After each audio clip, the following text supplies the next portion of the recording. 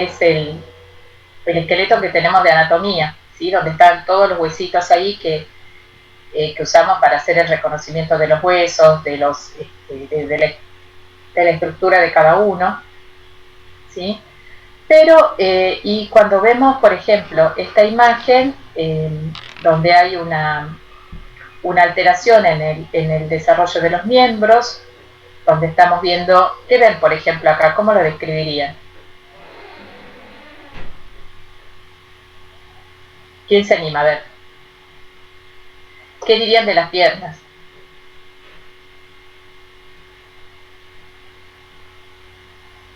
Vamos con palabras propias porque no tiene que ser algo técnico. Fenovalgo. ¿Que hay una deformación? Hay una deformación, un fenovalgo. Yo nunca me acuerdo qué es valgo y qué es valgo, ¿sí? Tiene las rodillas hacia adentro. Y el pie también tiene pie valgo, ¿no? Como que se le va para el costado. Exactamente, sí, muy bien. Y fíjense qué sensación le da, ¿no? Si bien es cierto, no está hecho foco acá y no tenemos el cuerpo completo, les da la sensación que, fíjense que las manos son muy grandes para lo que es la longitud de las piernas. Y si vemos las manitos, ¿qué es lo que notan acá? Una inflamación en la articulación. Uno, para hablar de inflamación tendría que poder tocarlo y ver que hay un proceso inflamatorio, pero visualmente, ¿qué podemos decir? Un bulto.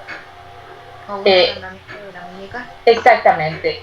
Por lo menos así en la foto vemos que es un engrosamiento. Después veremos si duele, si no duele, si tiene calor. La inflamación en general tiene calor, tiene determinadas cosas, pero sí vemos que hay un ensanchamiento, ¿sí?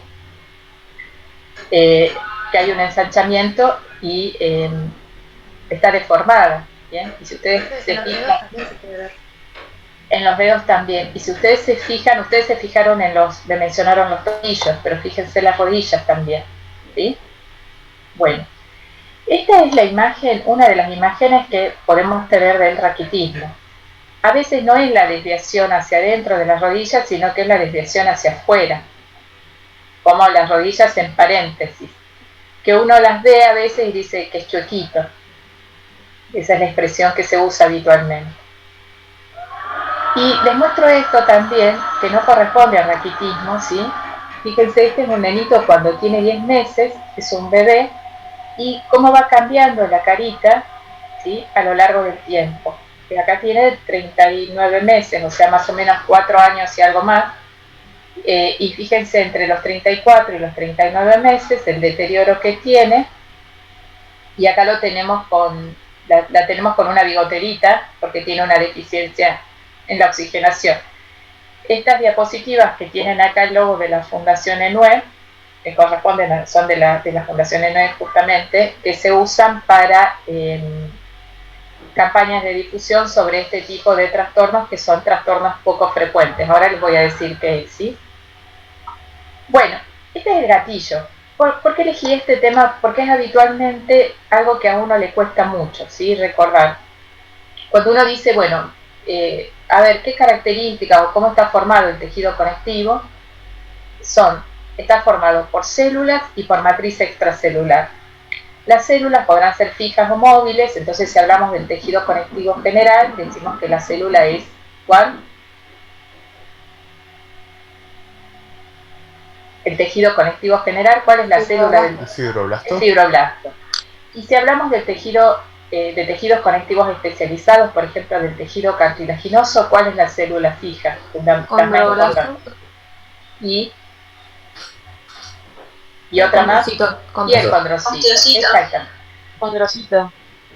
Es condroblasto y condrocito. Si hablamos del tejido óseo, ¿cuáles serán? Osteoblastos, que me dijeron ahí. ¿Qué más? Osteocitos y osteoclastos. Perfecto. Y le podemos agregar las células osteoprogenitoras, ¿sí? Ahora, cuando decimos matriz extracelular, ¿de qué hablamos? Nosotros vamos a ver que lo más importante es una matriz que es rica en agua, y eso es cierto. Pero los componentes de la matriz extracelular van a ser sustancia fundamental y fibras. Sustancia fundamental, ¿qué es lo que tiene? Tiene glicoproteínas, proteoglicano y GAG, que son estos los responsables de retener el agua en la matriz, ¿sí? Estos son los que le dan hidratación, los que le dan turgencia a la matriz y las características de amortiguación que tiene la matriz. Y las fibras van a ser... Profe, Sí, perdón, ¿el principal de los GAGs sería el ácido hialurónico? el ácido hialurónico es una proteína que lo que va a hacer es enhebrar a los GAGs. ¿Sí? Ahora los vamos a ver en un esquemita, ¿sí? El ácido hialurónico es como la hebra donde se van a enganchar los proteoglicanos, y los proteoglicanos a su vez tienen un eje que es una proteína y los GAGs que están pegados a esa proteína. Esto es común de todos los tejidos conectivos especiales, quizá la excepción sea la sangre, ¿sí? Pero cuando hablamos de tejido óseo, vamos a tener lipoproteínas, proteoglicanos y GAGs en la matriz. Menos agua va a tener el tejido óseo, ¿sí? Va a tener, porque esta matriz se va a mineralizar, no calcificar, sino que se va a mineralizar. Fíjense la diferencia que hay entre depositar sal en algo y que eso esté integrado en una estructura más compleja, como para empezar a hablar con corrección, ¿sí? Entonces, en el tejido óseo es una sustancia fundamental, pero que va a estar con los mismos componentes que vimos siempre, pero va a estar mineralizada la matriz extracelular, ¿sí? Va a estar mineralizada. Para esa mineralización es importante que tenga estos componentes. Y fibras vamos a tener, que van a predominar las fibras de colágeno. Hay reticulares y elásticas, sí, pero predominan las fibras de colágeno. ¿Qué tipo de colágeno? Tipo 1. Tipo 1. Y sobre toda esta matriz se va a producir la mineralización, ¿sí? Va a tener características especiales la matriz. Entonces, cuando hablamos de tejido óseo, es un tejido conectivo especializado que tiene células, que son osteocitos, osteoblastos, osteoclastos, células osteoprogenitoras, y va a tener una matriz extracelular que va a tener sustancia fundamental, que va a tener fibras, pero tiene la característica especial que está mineralizada. Ahora, si hablamos de cartílago, ustedes me dijeron, tiene células fijas que van a ser condrocitos, condroblastos, y vamos a tener una matriz extracelular que va a tener esta misma sustancia fundamental, muy hidratada en el caso del cartílago, y va a tener estas fibras. Es avascular el cartílago, a diferencia del hueso, que es muy vascularizado, por lo tanto, esta matriz se tiene que mantener, digamos, con estas características para que los nutrientes difundan a través de la matriz, ¿sí? Cuando se calcifica la matriz cartilaginosa se calcifica primero, se produce la muerte de los condrocitos, porque no hay cómo alimentarlos. Cuando mueren los condrocitos, todo esto tiene que ser reabsorbido y reemplazado por la matriz ósea. No es que la osificación es la calcificación de la matriz cartilaginosa, no, se muere el condrocito, la matriz se reabsorben los condrocitos muertos y recién sobre eso se va a depositar una nueva sustancia fundamental con fibras, que es lo que se conoce como matriz osteoide, y ahí se va a producir la mineralización. ¿Entienden la diferencia entre una cosa y la otra? ¿Sí? ¿Queda claro? Sí. ¿Sí? No es que los condrocitos se transforman en osteoblastos, no pasa tal cosa. Muere el condrocito, la matriz se destruye, por dicho, es fagocitada por los osteoclastos y recién entonces se produce la secreción de la sustancia osteoide y la mineralización. Esto es lo que hablábamos antes. Los GAGs son cada una de estas hebritas que tenemos acá, de glicosaminoglicanos. Hay una proteína central y todo esto constituye un proteoglicano. Podemos tener proteoglicanos que tengan muchos GAGs, que pueden ser iguales entre sí o pueden ser diferentes. En este esquema, por ejemplo, esto es agrecano y entonces tiene moléculas de queratansulfato, de GAGs, que son más cortitos, y tienen otros de condroitinsulfato que son más largos. Hay otras que pueden tener menos GAGs y hay otras que pueden tener uno solo, ¿sí? Hay distintos tipos que van a variar de acuerdo a los distintos tejidos, cuál va a predominar sobre otro. Acá tenemos algunas de las proteínas, perdón, lo que les quería mostrar era esto. Este es el hialuronano. Fíjense que forma como un eje proteico sobre el cual se agrupan los proteoglicanos. Y a su vez, todo esto se va a relacionar con proteínas adhesivas con las fibras de colágeno. En este caso es tejido óseo, entonces ponemos el tejido, el colágeno tipo 1, ¿sí? O sea, todo esto va a dar funciones de hidratación y de resistencia a la deformación, de amortiguación, que van a dar los GAGs, el agua, los proteoglicanos, y las funciones de resistencia que van a dar fundamentalmente las fibras de colágeno. ¿Sí? ¿Me siguen cómo es la estructura? Sí, profe. Y en la anterior, lo que les ponía es, este es un esquemita del ROS, donde les dicen, bueno, el hialuronano, fíjense que está en toda la matriz extracelular de los tejidos conectivos. Y acá algunos de los, estos serían los GAGs, en realidad, condroitin-sulfato, dermatansulfato, queratansulfato, heparansulfato y heparina.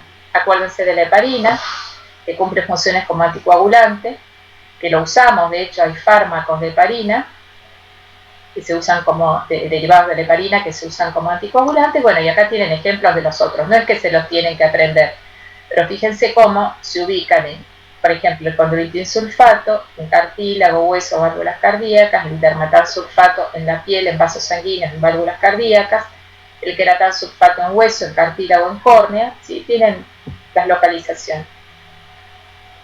Bueno, la mineralización de la matriz osteoide, o sea, esa organización para que se forme el hueso, va a depender de altas concentraciones de calcio y de fosfato en la matriz extracelular. O sea, tienen que tener la matriz organizada y sobre eso tenemos que tener altas concentraciones de fosfato y de calcio.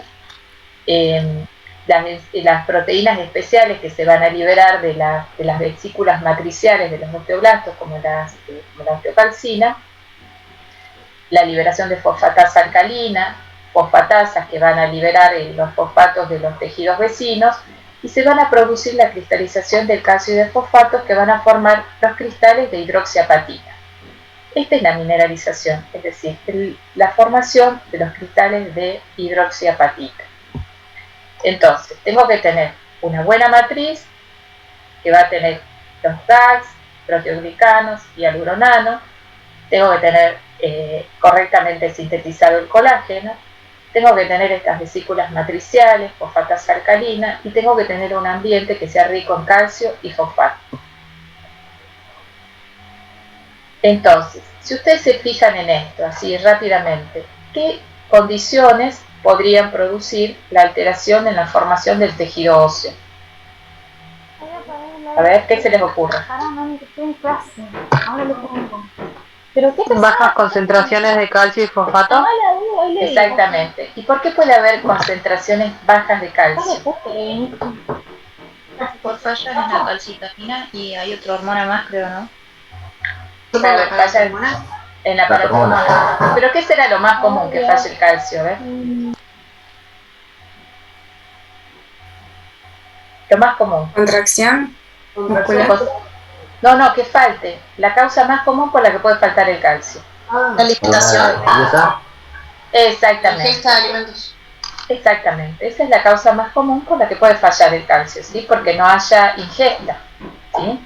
Que es lo que pasa, por ejemplo, en los cuadros de desnutrición por falta de ingesta, o cuando se tiene alguna patología que altera la absorción de los nutrientes. Se come bien, pero no se pueden procesar correctamente los nutrientes. Entonces esa es la causa más común de raquitismo a nivel del mundo, es la alteración de la nutrición, ¿sí? Ustedes saben que el calcio, ¿dónde está? Así a grandes rasgos. En los huesos. En la dieta, digo. La leche. La leche. La leche. Lácteos. Claro, en la leche, en el queso, ¿sí? Entonces, obviamente, la pobreza, el trastorno nutricional, se asocia con las bajas concentraciones de calcio y por ende no vamos a tener un hueso adecuado, ¿sí? ¿Qué otra cosa más? Ustedes me dijeron, ¿qué hace la paratormona? Así a grandes rasgos, porque después vamos a estudiar paratormona cuando estudiemos la hormona paratiroides. Pero a grandes rasgos, ¿qué hace la paratormona? Aumenta la calcemia. Aumenta la calcemia. ¿Y cómo hace para aumentar la calcemia? Estimula los osteoblastos. Pero también Aumenta la resorción ósea. Perdón, ahí dijeron algo importante, que lo tratamos el otro día. Estimula los osteoblastos y a través del estímulo a los osteoblastos estimula los osteoclastos para la resorción ósea, ¿sí? ¿Y dónde más podrá actuar? ¿En otro órgano aparte del hueso? En el riñón. En el riñón. ¿Y qué hace en el riñón? Aumenta la absorción de calcio, ¿puede ser? Exactamente. Fíjense cómo trata de llevar más calcio a la sangre para los procesos que aumenta la absorción de calcio a nivel renal. Fíjense cómo trata la paratormona de aumentar los niveles de calcio en sangre, ¿sí? Si uno tiene una buena absorción renal, no va a echar mano del calcio almacenado en el hueso, salvo que sea una situación de emergencia, ¿sí? Ahora lo vamos a ver. Entonces, ya vimos ahí lo del calcio de la dieta, vimos hormonas, y acá tenemos, por ejemplo, habíamos mencionado proteínas, ¿sí? Enzimas, osteocalcinas, hablamos de exocitosis, hablamos de distintos procesos acá, ¿sí? ¿Y qué otra cosa más alterará la formación del hueso? Fijémonos la parte estructural, ¿qué podría ser? ¿Algún problema en las fibras que forman la matriz? ¿Algún problema en las proteínas de la matriz? ¿Que podrían ser cuáles, por ejemplo? ¿Colágeno? Colágeno, una alteración en la síntesis del colágeno, muy bien. ¿Qué otra?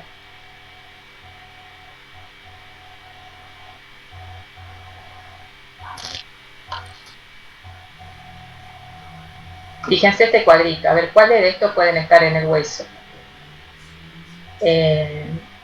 Condroitin sulfato, fundamental en el agrecano, en el cartílago, fíjense. Exactamente. Algunos de los GAGs, queratán sulfato, fíjense, de queratán sulfato interviene en el reconocimiento celular de los ligandos proteicos, guía axónica, movilidad celular, transparencia de la córnea, implantación del embrión. Heparansulfato, factor de crecimiento fibroblástico, que está en relación con la osificación, ¿sí? Podría ser alguno de estos. Entonces, cualquier cambio en la síntesis de las proteínas de la matriz extracelular nos podrían llevar a eso, o de los receptores de la paratormona, o de la síntesis de la paratormona, los receptores de la paratormona a nivel del osteoblasto, los receptores de la paratormona a nivel del riñón. Es bastante complejo, ¿sí? La regulación, esto lo usamos como ejemplo. El tejido óseo entonces es un reservorio de calcio, creo que veníamos hablando. La paratormona es una hormona liberada por la paratiroides en concentraciones muy bajas, produce aumento de la síntesis de matriz ósea, pero en concentraciones más altas va a hacer esta estimulación que dijimos, osteoblasto, osteoclasto. La calcitonina, que también la mencionaron ustedes, es secretada por las células C, que son células que están en el folículo de la tiroides, estimula el descenso de los niveles de calcio. Y fíjense esto, porque muchas veces no hablamos del, vuelvo a decirles, como para perder la imagen esa que tenemos del hueso inerte, fíjense que el factor de crecimiento fibroblástico 23 es secretado por los osteocitos, o sea, hay una función endocrina del hueso, y por intermedio de ese FG23, actúa sobre la concentración de la vitamina D, regulando la resorción de fosfato por parte del riñón. La osteocalcina, otra sustancia de acción reguladora sobre otras células, es producida por los osteoblastos e interviene en la regulación de la glucosa por su acción sobre adipocitos y células pancreáticas. Fíjense entonces, productos de secreción de las células óseas. Bueno, sí. También habíamos hablado acerca de la osteoprotegerina, ¿puede ser? Exactamente. La osteoprotegerina lo que hacía era, desde el osteoblasto hacia el osteoclasto, inhibía la resorción ósea, ¿sí? Por un lado la estimulaba el osteoblasto cuando estaba con estímulo de la paratormona y por otro lado la inhibía. Y fíjense los actores que mencionábamos hace un ratito, decíamos, bueno, el ingreso de nutrientes. Y mencionamos la vitamina D como un regulador también. Fíjense, la principal fuente de vitamina D es la luz solar. Con la luz solar se produce, a partir del colesterol, la síntesis de un precursor que va a ser modificado en el hígado, va a recibir una primera hidroxilación, una segunda hidroxilación a nivel del riñón, y ahí tenemos esta vitamina D que se activa, que lo que hace es, como dijimos la otra vez, por un lado, aumenta la resorción ósea a través de esta vía osteoblasto-osteoclasto, pero aumenta, y este es el rol más importante, la absorción de calcio de fosfato, ¿sí? Y va a inhibir lo que es la excreción de fosfato. Fíjense acá, entonces, ¿qué va a hacer la vitamina D? Va a tratar de poner más calcio en circulación, pero es muy importante para poder absorber el calcio y el fosfato de los nutrientes. Entonces, fíjense cómo, si yo no tengo vitamina D, por más que tenga una nutrición adecuada, no la voy a absorber. Va a ser como si no hubiese ingerido los compuestos de calcio. Y aquí está el FG23, que mencionábamos antes, en interrelación con lo que es la disminución, la degradación de la vitamina D, ¿sí? Entonces, es una regulación compleja, la vamos a ir estudiando a lo largo del curso, ¿sí? No se angustien ahora. Pero básicamente entonces tenemos absorción de calcio y fosfato a nivel del riñón, a nivel intestinal, que esto está relacionado con lo que tenemos en la dieta, y una interacción de todos estos factores con hormonas de glándulas como la paratiroides, la tiroides, y hormonas secretadas por los propios osteocitos, como la FGF23. Entonces, niveles séricos de calcio y fosfato están regulados por vitamina D, FGF23, la hormona paratiroidea, y actúan sobre estos tres niveles: intestino, riñones y huesos. Tenemos el factor nutricional y tenemos nada más y nada menos que el sol. Entonces, ¿qué es lo que es el raquitismo? Es un defecto en el desarrollo del hueso, que lo vamos a ver ahora, que se asocia con niveles anormales de calcio y fosfato, y a menudo se asocia con anomalías en el metabolismo en acción de estos que mencionamos antes: vitamina D, paratormona y FGF23. Esto pueden ser alteraciones adquiridas, por ejemplo, cuando no hay exposición al sol, no se va a formar vitamina D. Cuando hay una enfermedad renal que no deja que se absorba, que se haga esta transformación de vitamina D, vamos a tener alteración. Cuando haya un problema en el hígado, ¿sí? Acuérdense de esto. Cuando haya problemas en el hígado o en el riñón, que puede ser esto una cirrosis, una hepatitis, o cuando haya problemas en el riñón por una insuficiencia renal, un mal funcionamiento del riñón, vamos a tener deficiencia en la osificación. Cuando haya alteraciones en la paratiroides y cuando tengamos un defecto en la síntesis o en los receptores que tienen que recibir a FGF23, además de la dieta que mencionábamos antes, además de las proteínas de la matriz extracelular que mencionamos antes. Bueno, acá hacemos una reseña de lo que les dije, se los dejo escrito porque después se las voy a subir, ¿sí? Es lo que les dije verbalmente, y acá tienen un ejemplo. Esto es de un artículo publicado en una revisión sobre el raquitismo de la revista Nature, donde vemos todos estos factores que pueden llevar a la deficiencia de vitamina D o a la deficiencia de calcio de la dieta. Entonces tenemos deficiencia en la conversión de vitamina D3, como les decía antes, por falla en la exposición a los rayos del sol, o sea, exponerse demasiado causa daño, pero no exponerse también. O porque hay una disminución en la ingesta, ¿sí? Y esto va a llevar a niveles bajos de vitamina D. Y la deficiencia de calcio de la dieta, que puede ser porque uno no lo ingiere o porque hay un trastorno en la absorción intestinal. Y todo esto está relacionado entre sí y lleva a, fíjense acá, y ahora lo vamos a ver, todo esto que lleva a que haya una disminución de la muerte de los condrocitos y un retraso en la osificación endocondral. Fíjense, esta es la clave.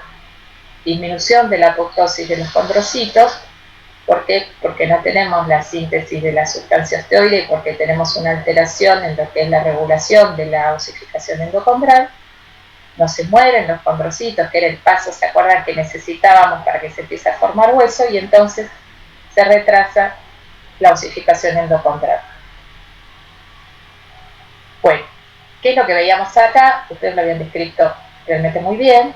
Fíjense qué es lo que vemos en los huesos, ¿sí? Está todo clarito. Fíjense que no ven imágenes de corticales. Habitualmente uno tiene que ver esta cortical que se ve acá, se la tiene que ver bastante más intensa. Y fíjense cómo esto tiene que ser regular y cómo lo ven. Bueno, este es un hueso largo, ¿sí? Esta es una epífisis, esta es una diáfisis. Este es el cartílago metafisario, o sea, acá está el cartílago. Nosotros en las radiografías vemos lo que es hueso, ¿sí? El cartílago, sabemos que este es el espacio y esta es la superficie articular. Entonces, en el hueso les comento que no se ven las corticales, pero ¿qué les llama la atención? Fíjense eso que está señalado ahí.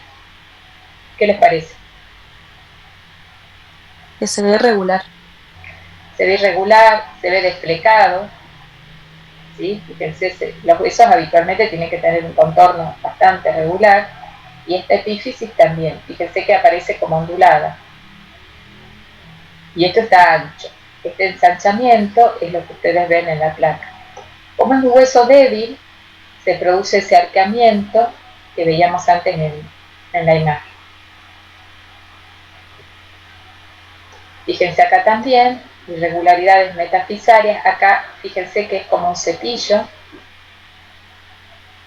bien desflecado, porque ¿qué es lo que está fallando? Está fallando la osificación endocondral, ¿sí? Esto es clarito, acuérdense que en la diáfisis también hay osificación endocondral, pero obviamente siempre es más activa y más visible a nivel del cartílago de crecimiento. Estas son las fases de la osificación endocondral que nosotros estudiamos. Sucede en la diáfisis, pero como esta es más grande, es más fácil explicarla acá. Entonces teníamos el cartílago de reserva, que es el cartílago hialino embrionario, y acá tenemos cartílago de reserva, la zona de proliferación, la zona hipertrófica, la zona de muerte de estos cartílagos que primero se tornan hipertróficos, después se mueren, se reabsorbe la matriz cartilaginosa y los restos de los condrocitos muertos y se deposita en la matriz osteoide. Esto es lo normal, ¿sí? Entonces, zona de proliferación que tenemos acá. Acá tenemos donde se ve la imagen en pila de monedas, el cartílago hipertrófico, y se supone que acá ya está muerto, se reabsorbe y se empieza a sintetizar la matriz osteoide. Ahora, este es el cartílago, esta imagen que tenemos acá, del raquitismo. Fíjense qué es lo que prolifera, qué es lo que predomina acá, el cartílago hipertrófico, ¿sí? Que son esas células cartilaginosas grandes. Bien, esto es lo que hace que se retrase la maduración, se altera la apoptosis de esos condrocitos que se tenían que morir y que continúan proliferando. Y eso es lo que retrasa la osificación. Esto aparece en todos los tipos de raquitismo, por eso uno radiológicamente puede diagnosticar el raquitismo, pero no puede decir cuál es su origen, ¿sí? Bueno, esto es un vistazo para recordar, hablar sobre lo que es la regulación. Esto lo empezamos a ver ahora, cuando esté bien de todos los componentes, mencionaron muy bien cada uno de los componentes, y a medida que vayamos viendo, vamos a ir viendo vamos a estudiar las paratiroides, vamos a estudiar la secreción de calcitonina a nivel del folículo, y cuando estudiemos las características de las células del riñón, en histología vamos a volver a hablar de esta histofisiología y vamos a recuperar estas imágenes. Vamos a volver sobre esto y ustedes lo van a poder explicar mejor. Y el otro ejemplo que les quería dar es el raquitismo es frecuente sobre todo en países donde hay poca luz solar, es frecuente en nuestro país también por las alteraciones nutricionales, lamentablemente. Y este es otro ejemplo que vamos a ver ahora, donde son enfermedades poco frecuentes, ¿sí? Acá lo que tenemos es distintos tipos de mucopolisacaridosis, y fíjense lo que se acumula acá, porque faltan las enzimas que hacen la degradación de estos GAGs de la matriz extracelular. Así como el hueso, yo les contaba anteriormente que el 10% del tejido óseo se renueva por año, normalmente, cuando uno es jovencito como ustedes y está en equilibrio. Todo lo que son las proteínas de la matriz extracelular también se sintetizan y se renuevan.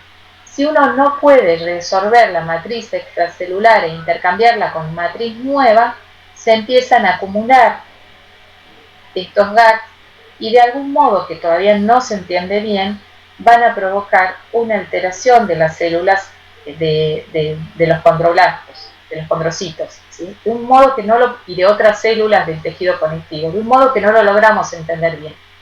En general, lo que falta acá es alguna enzima lisosomal que interviene en la degradación de la matriz, ¿sí? Cuando fallan todas las enzimas lisosomales es una enfermedad que se llama enfermedad de inclusión de las células I, o cuando falla la manosa 6-fosfato.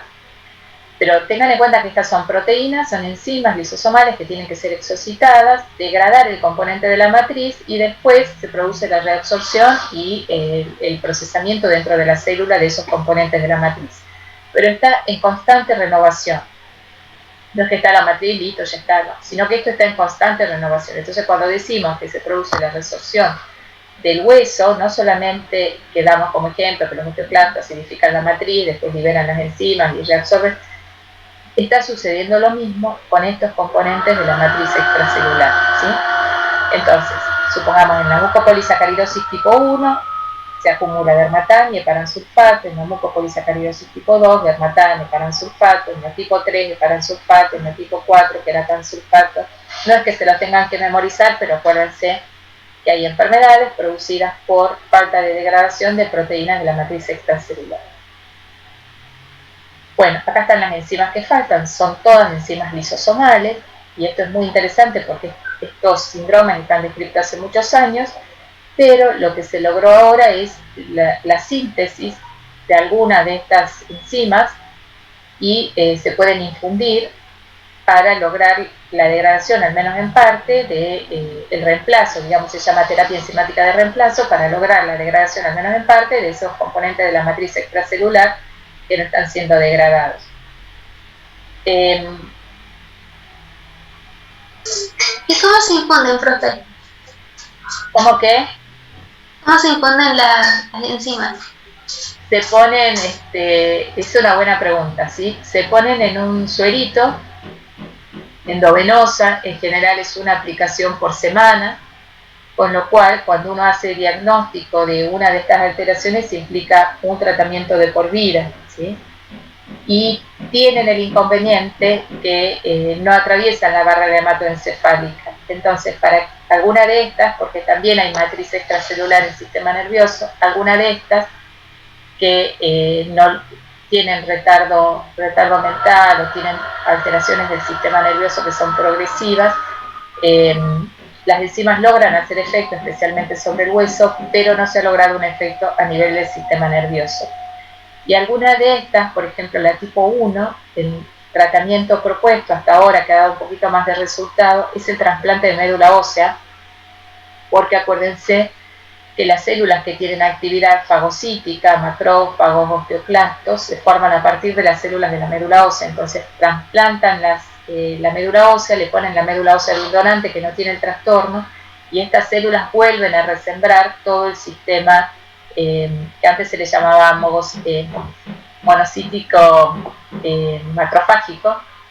O sea, siembran todas las células fagocíticas del organismo y entonces se espera que restauren la función de estas células, que son células que tienen alterados sus lisosomas. ¿Entienden cómo funciona? Puedo ponerle la enzima, pero esto no atraviesa la barrera hematoencefálica, y alguna de estas, no todas, algunas, como por ejemplo la tipo 1, se ha logrado buenos resultados poniendo una médula ósea nueva al individuo, tratando de que los macrófagos, todas las células que tienen actividad fagocítica del organismo, sean reemplazadas por estas del donante, que es un donante sano. ¿Me siguen cómo es el mecanismo? Sí, profe. Bien, como el individuo no tiene un defecto en su ADN y en sus lisosomas, ¿qué hago? Le pongo células que van a sembrar nuevas células fagocíticas. Por eso cuando hablamos de células madre, ustedes van a ver que siempre les decimos, mira, las únicas células madres que hoy se ha logrado una función terapéutica son aquellas que se ponen en la médula ósea del individuo, porque el objetivo es resembrar al individuo de células normales que tengan actividad fagocítica. Bueno, esta es la imagen que les había mostrado antes. La Fundación ENUE es una fundación que, bueno, recibe subsidios de laboratorios que sintetizan medicamentos, en este caso Genzyme, que tiene un tratamiento de estas enzimas de de reemplazo. Entonces, bueno, lo que quieren es la detección precoz del trastorno, porque si vamos a hacerle a este nene el tratamiento, nena, no sé lo que es, pero es igual, el tratamiento a los casi a los 4 años, cuando ya tiene secuelas en todo su organismo, porque afecta desde la piel, los huesos, el pelo, las córneas, el sistema nervioso, las válvulas cardíacas, obviamente la talla. Si vamos a llegar acá, probablemente sea un cuidado paliativo como para mejorarle las condiciones de vida, ¿sí? Pero si yo empiezo acá, a los 10 meses, si se hace un diagnóstico precoz, digamos, se bloquea toda la progresión del trastorno, ¿sí? Lo que no puedo bloquear es si es una forma, vuelvo a decirles, que tiene alteración del sistema nervioso, pero al menos la puedo preparar para después hacerle el trasplante de médula. Entonces, cuanto más temprano es el diagnóstico, digamos, los resultados a largo plazo son mejores.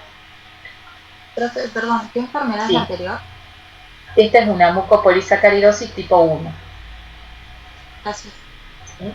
Y hay formas, dependiendo de cuál sea la deficiencia de la enzima lisosomal, puede ser una forma severa como es esta, o puede ser una forma leve, ¿sí? Fíjense cómo es la progresión de las caritas, tienen unas caritas que son bastante típicas.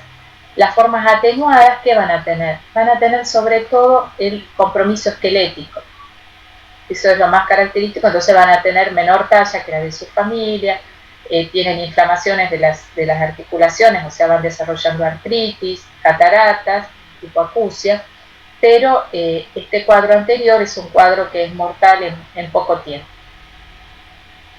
Todas tienen tratamiento, digamos, con reemplazo enzimático, y van saliendo nuevos. Este es otro cuadro leve, pero fíjense cómo va cambiando la carita desde el nacimiento, justamente por el depósito de los glicosaminoglicanos, ¿sí? Estas son enfermedades, entonces, que antes se llamaban enfermedades de depósito, porque se pensaba que la acumulación de glicosaminoglicanos que no se degradaban era lo que producía el trastorno. Ahora se le llaman enfermedades lisosomales porque los que están afectados son algunas enzimas de los lisosomas. De acuerdo al grado de deficiencia enzimática va a ser la gravedad que va a presentar el cuadro. Bueno, y fíjense que, digamos, todo esto era para mostrarles esto, como la forma más rápida de sospecha son las alteraciones esqueléticas, que son muy precoces realmente, antes que tenga esos cambios faciales que mencionábamos o complicaciones cardiológicas. Estas son vértebras, fíjense las irregularidades vertebrales. Uno habitualmente las vértebras las tiene que ver bien, digamos, con contornos netos, y la cara anterior de las vértebras tiene que ser más o menos derechita, ¿sí? Fíjense acá tiene excrescencias, zonas de hundimiento. Esta es una vértebra ovoidea, que son las vértebras que se llaman en formas de pez, y las superficies, ¿sí? Que son superficies, las carillas articulares, que son irregulares.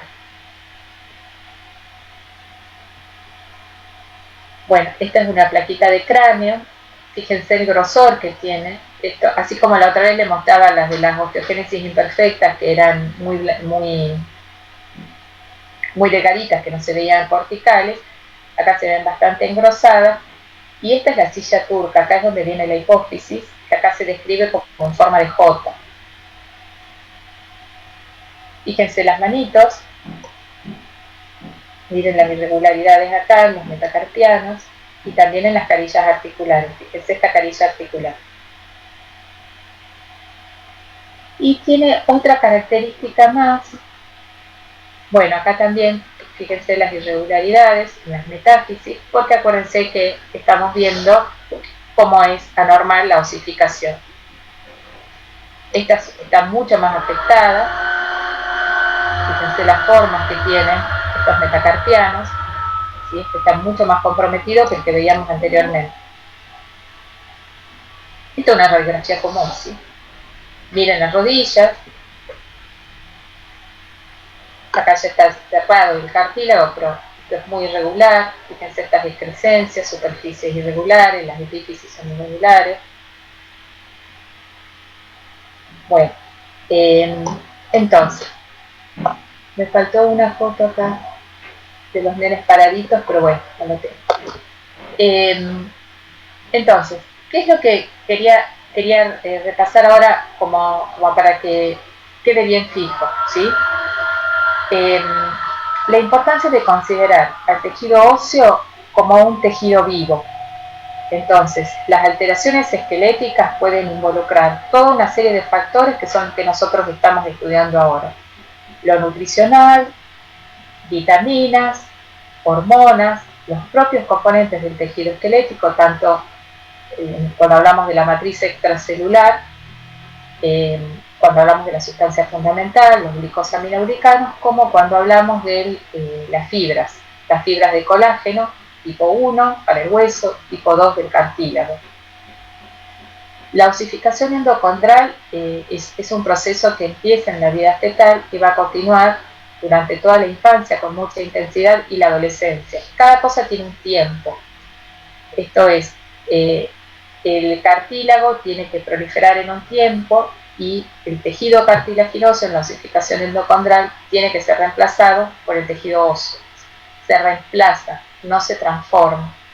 Esto es muy importante.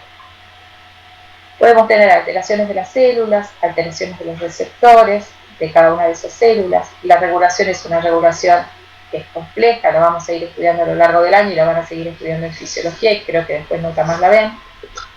Así que bueno, hay que prestar mucha atención en cada uno de estos componentes. Entonces, cuando hablamos de GAGs, tenemos que tener bien en cuenta que estamos hablando de glicosaminoglicano, o cuando hablamos de hialuronano, de qué estamos hablando cuando hablamos de hialuronano, y de la importancia que tiene esta matriz extracelular para el desarrollo del individuo, ¿sí? Entonces, cada uno de estos pasitos, cuando ustedes los cuenten, ustedes pueden ir contando cómo es el desarrollo, cómo es la estructura.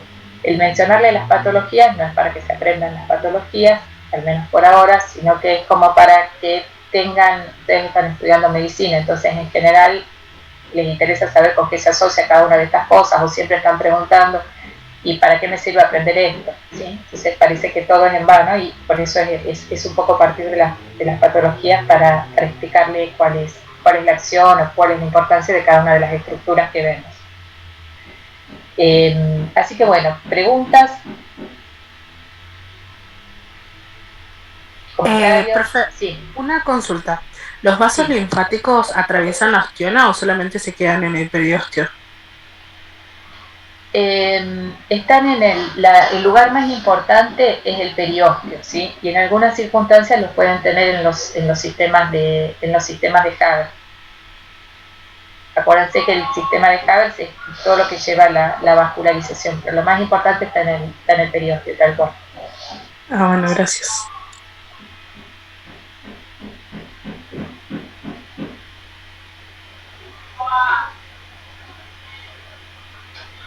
Otra pregunta.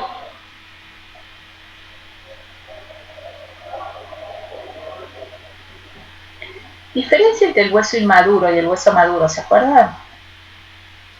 Que uno está ordenado en sus fibras y el otro no. Bien, ¿y qué más? Uno es laminillar y el otro no, algo así. Exactamente, que forma parte de lo que me decían, está con las laminillas ordenadas y el otro no. ¿Y qué otra pasa? Hay otra diferencia más que es importante. Y uno está mineralizado y el otro no. Uno está poco mineralizado, el inmaduro, porque no tiene tantas laminillas, y el otro ya tiene el ordenamiento del hueso, digamos, ¿sí? Con osteona, si corresponde osteona, con espina. La celularidad, ¿sí? El hueso inmaduro es más celular que el hueso maduro. Y también posee más sustancia fundamental en su matriz, en el hueso maduro. Exactamente. ¿Por qué? Porque es el hueso que se va a remodelar es el primer hueso que se sintetiza y es el que se va a remodelar para formar el hueso compacto, las laminillas del tejido del hueso esponjoso, ¿sí? Este proceso de remodelación también está coordinado entre los osteoblastos y los osteoclastos, no solamente el proceso de mantenimiento del hueso, sino el de remodelación, ¿bien? Y en el feto predomina el hueso inmaduro, y en el adulto, ¿cuándo vemos hueso inmaduro? A nivel de lo que son, bueno, ¿dónde están los dientes? No me sale la palabra. En los alvéolos, ¿sí? Exacto. Por eso es que uno puede usar la ortodoncia aún en individuos adultos, porque ahí persiste el hueso inmaduro. Vieron las ortodoncias que se hacen a los 40 o los 50. Uno estaba acostumbrado a verlo en chicos. Pero en adultos también, cuando se produce una modificación de la mandíbula, otra vez, eso es un tejido vivo, se va modificando la mandíbula, entonces se altera la posición dentaria. No es que no se hizo la ortodoncia cuando era chico y ahora se la hace de adulto, no, o sea, se modifica la posición dentaria y entonces ahí es donde se coloca la ortodoncia del adulto. O sea, lo mismo pasa con la placa de relajación. Exactamente, tal cual. Muy bien. Profe, una pregunta. ¿La diferencia es la velocidad de remodelación? Perdón, ¿de qué lado? Perdón, ¿y saben dónde más? En las fracturas, cuando se forma el callo óseo, ¿sí? Por eso cuando ustedes ven el callo óseo es un callo grande y después se tiene que remodelar a la forma del hueso. Perdón, ¿qué era lo que me preguntabas de...? Entre el hueso maduro y el maduro, ¿la diferencia principal es la velocidad de remodelación? Digamos, la diferencia fundamental es la organización. Con la remodelación transformas el hueso, pasamos del hueso inmaduro al hueso maduro. Más que la cuestión de velocidad, ¿sí? Es pasar uno, digamos, organizarlo para que sea hueso maduro. Entiendo, gracias. Bien. ¿Otra pregunta? Entonces la parte del callo óseo es una parte que queda como hueso inmaduro en el proceso de construcción, digamos. Exactamente. Ustedes acuérdense que en la diáfisis, para osificar la diáfisis, primero tenemos hueso subperióstico. Y a continuación de ese hueso subperióstico se produce el proceso de osificación endocondral, el mismo que veíamos en el cartílago de crecimiento, ¿sí? Cuando hay una fractura, el primer tejido óseo que se forma como para fijar los extremos de la fractura es un hueso inmaduro. Se produce una osificación subperióstica y después se va reemplazando ese tejido cartilaginoso por tejido óseo inmaduro. Primero es un coágulo de sangre donde llegan células de distintos tipos, osteoprogenitoras, macrófagos, células que intervienen en la coagulación. Después se forma ahí como un tejido cartilaginoso, hueso subperióstico. El primero que se va a formar es un hueso inmaduro que va a reemplazar al tejido cartilaginoso. Y después se produce la remodelación, y si es una diáfisis se formarán sistemas de Haber, de hueso compacto. Si todo es normal, tiene que quedar la forma del hueso que tenía anteriormente sin ningún tipo de alteración. El raquitismo en adultos el raquitismo en general en términos estrictos es el de los niños y es sobre el cartílago de crecimiento. El adulto, por ejemplo, que tiene una insuficiencia renal o que tiene un trastorno digestivo, lo que tiene es una deformidad de los huesos que tiene y una alteración de este proceso de remodelación ósea, que es lo que se llama osteomalacia, ¿sí? Que sería el equivalente al raquitismo en niños. El raquitismo aplica en sí cuando hay cartílago de crecimiento, porque es esto que mencionábamos antes, que es una persistencia de los cartílagos, de los osteocitos, de los condrocitos hipertróficos. En cambio, en el adulto, la alteración se da por una alteración de la remodelación ósea, que es lo que se llama osteomalacia. Bien, y en general no es por nutrición, sino que lo más común es que sea por alteraciones a nivel del riñón o alteraciones digestivas.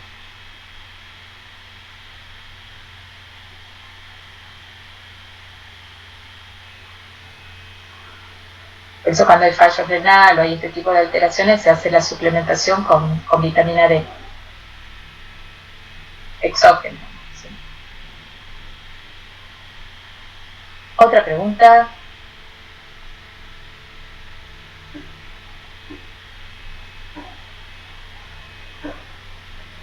No, profe. No, profe, Bueno, después se las voy a subir a las 3 que vimos, y acuérdense, después vamos a volver, cuando hablemos de hormonas, vamos a volver a ver esto porque van a tener otros elementos, ¿sí? Esto es como para que ustedes se memoricen bien. El objetivo de todo esto es memorizar estas cosas, que ustedes las recuerden, que estén motivados a leerlas, que siempre las preguntamos, que son importantes y tenemos dificultades en que nos contesten.